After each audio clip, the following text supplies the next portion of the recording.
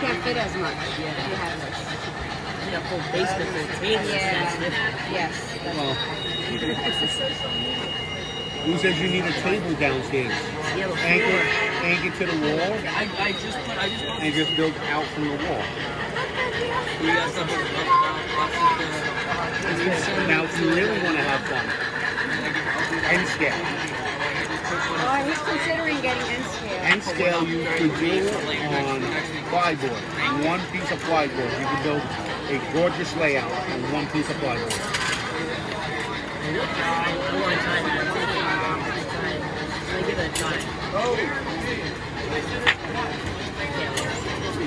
Once you come into the bigger range, the O scale range. It just takes up so much more space. And he wants to continuously add, and then the trains are more expensive and everything. So, I think the HL was at a good price, and you can add more fits. Because he has a 4x8 in his room, and it just fits better. But he's considering doing the end scale so he can add even more. If you want to go one step smaller than N, it's Z scale. That was too little, right? No, there's one gauge smaller than that called T gauge. We're talking about, hold on.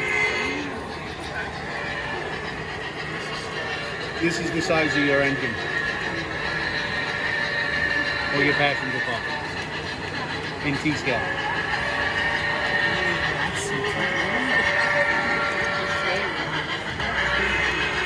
And T scale, the engines are magnetic. They use magnets to the track. So you could actually, if you wanted to get crazy with T scale, you could put it on a top hat and make a layout on your hat. T scale is also known as the briefcase layout.